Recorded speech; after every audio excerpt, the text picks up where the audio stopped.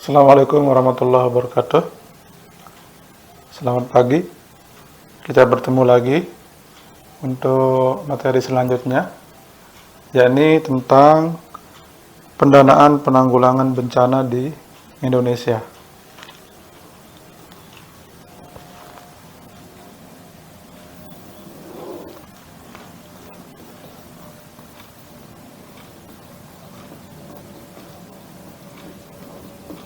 Penanggulangan bencana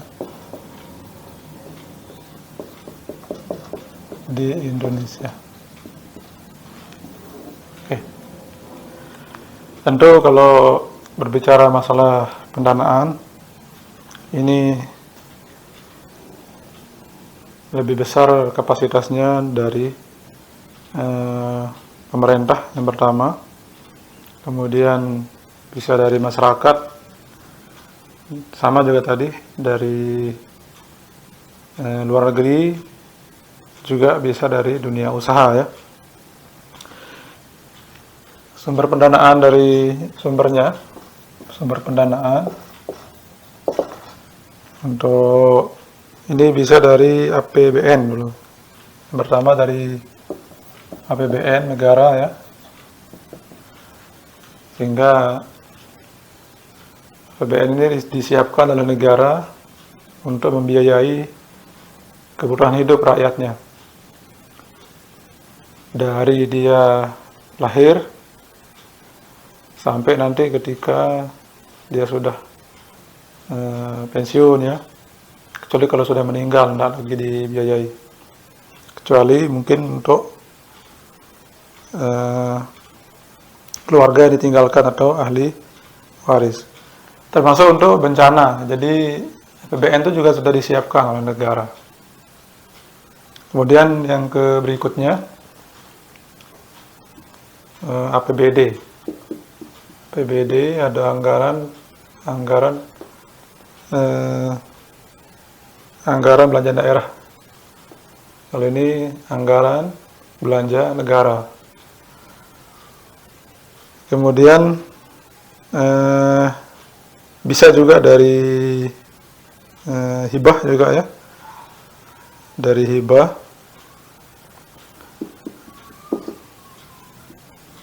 Nah ini mungkin ada dari luar negeri juga ada, dari ini bisa dari luar negeri. Kemudian ada juga dari masyarakat.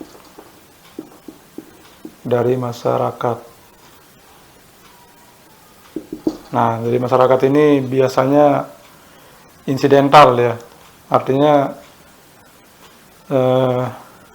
begitu bencana terjadi pada suatu daerah, maka otomatis masyarakat itu memiliki rasa simpati yang sangat tinggi, sehingga mereka urunan untuk mengeluarkan dana, walaupun hanya sedikit. Misalnya satu orang itu 10.000 misalnya, 10.000, tapi dikalikan dengan orang yang berada dalam satu desa, itu jadi banyak sekali jadinya. Nah ini sifatnya insidental atau tiba-tiba, tergantung dari bencana itu terjadi. Nah ini sangat luar biasa, alhamdulillah dari masyarakat kita di Indonesia. Pendanaan dari masyarakat itu sangat cepat. Begitu bencana terjadi, langsung masyarakat mengeluarkan harta bendanya untuk membantu saudara-saudaranya yang ada di berbagai daerah di seluruh wilayah Indonesia. Contoh yang paling penting itu bisa dilakukan oleh mahasiswa sendiri, seperti penggalangan dana ke instansi-instansi untuk membantu saudara-saudara kita yang terdampak. Kemudian yang kedua bisa menggalang dana misalnya melalui aksi sosial ya, di tempat-tempat keramaian, misalnya di mall atau di pusat-pusat perbelanjaan Ya, mall juga termasuk pusat perbelanjaan maksudnya. Kemudian di jalan ya bisa selama ada izin dari universitas.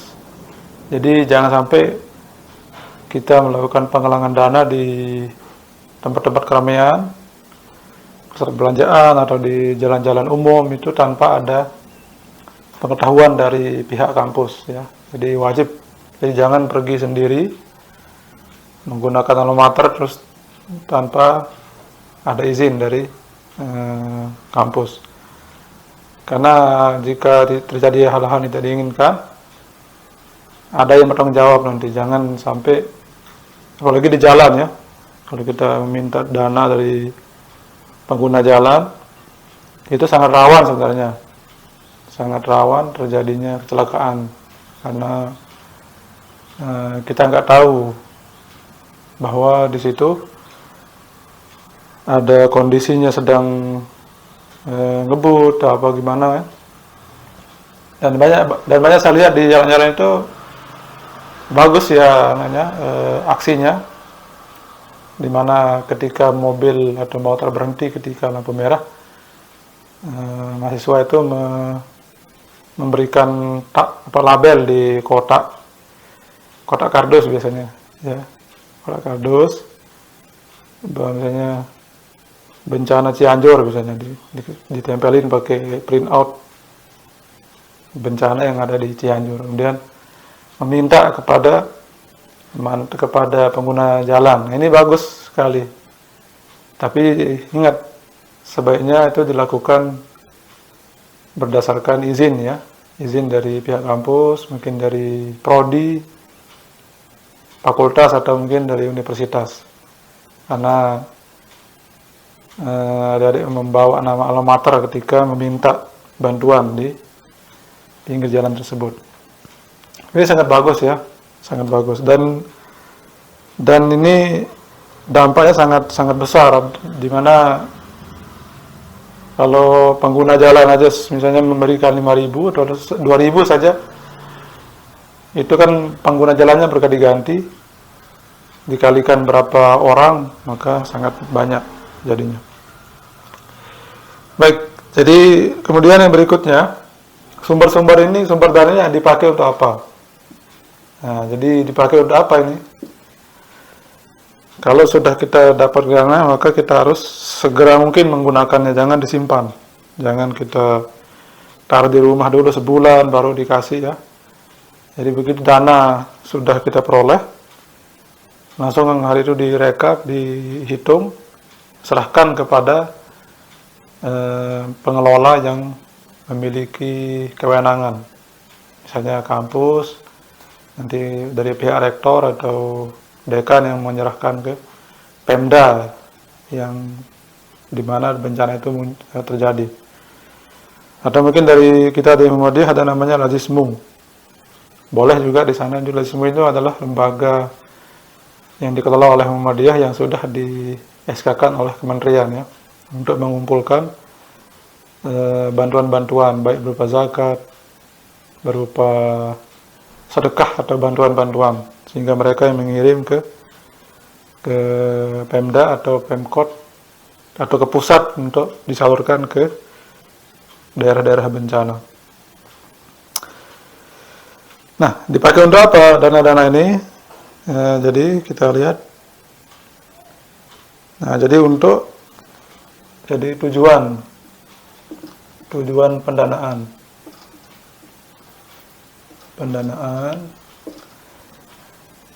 Nah, yang pertama ini untuk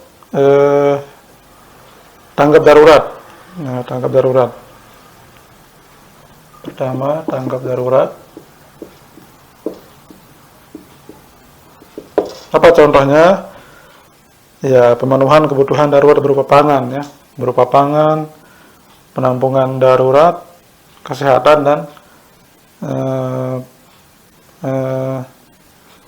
pengentasan krisis ya, pengentasan krisis. Jadi itu. Kemudian untuk apa lagi? Yang kedua adalah untuk mitigasi. Mitigasi ini mengidentifikasi daerah rawan bencana. Jadi mitigasi itu dana tadi digunakan untuk mengidentifikasi daerah rawan bencana. Kemudian mengenali pola yang menimbulkan kerawanan.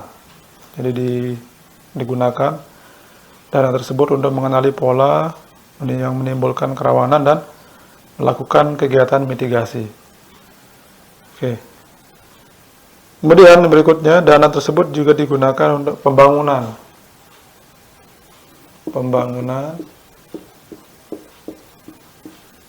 Pembangunan, ya. Apa yang dibangun? Ya, ini pertama, penguatan ekonomi. Tentu, ekonomi kalau udah bencana muncul itu langsung nol, ya. Sehingga perlu diberikan suntikan dana supaya ekonomi itu menjadi menguat. Kemudian penerapan teknologi. Kemudian pengentasan kemiskinan. Nah, jadi saya mengulang sedikit. Jadi penguatan ekonomi untuk pembangunan ini, penguatan ekonomi, penerapan teknologi, dan pengentasan kemiskinan. Kalau penerapan teknologi ini tentu butuh teknologi untuk membantu dalam menanggulangi bencana. Banyak teknologi yang dibantu. Nah, itu diambil dari dana tersebut. Kemudian pengentasan kemiskinan. Nah, ini biasanya kalau sudah bencana itu kemiskinan sangat rentan sekali karena harta benda sudah kadang hilang, ya. Kalau sudah hilang mungkin berkurang, sehingga masyarakat menjadi miskin, ya. Kemudian untuk apa lagi? Untuk yang keempat, pengurangan resiko bencana.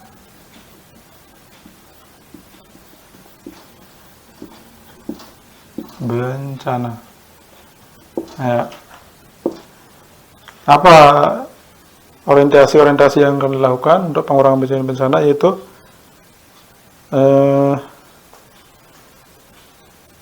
memberikan pengetahuan kepada masyarakat terkait proses pembangunan dengan memperhatikan local wisdom atau kearifan lokal dan pengetahuan tradisional. Nah, jadi pengurangan risiko itu lebih kepada pencegahan, ya, di mana memberikan pengetahuan kepada masyarakat atau sosialisasi atau penyuluhan bagaimana melakukan evakuasi diri sendiri, adakan pelatihan misalnya, ya, pelatihan mitigasi bencana di lapangan, kemudian mengadakan semacam sosialisasi atau seminar kepada akademisi atau mahasiswa atau masyarakat untuk menanggulangi bencana ketika terjadi, misalnya bencana banjir. Kalau bencana banjir itu bagaimana kita melindungi diri dan keluarga dan orang lain. Ketika bencana gempa bumi, nah bagaimana misalnya itu adakan pelatihan baik di misalnya masyarakat, di sekolah, di mahasiswa, ya, penting sekali. Dan ini sangat bagus untuk mengedukasi masyarakat ketika bencana terjadi. Kalau gempa bumi misalnya, kalau terjadi gempa, ya kita jangan panik dulu, ya, jangan panik, jangan teriak-teriak. Walaupun mungkin banyak yang lupa diri, ya, ketika gempa terjadi.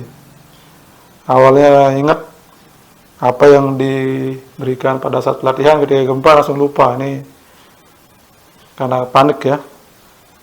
Tapi paling tidak kalau sudah ada pelatihan atau penyuluhan, itu ada memori yang menyimpan sehingga kita tidak panik atau langsung melindungi diri, misalnya di bawah kolong meja, atau melindungi kepala dengan menggunakan benda-benda yang lunak, ya, dan langsung keluar ke tempat yang lapang.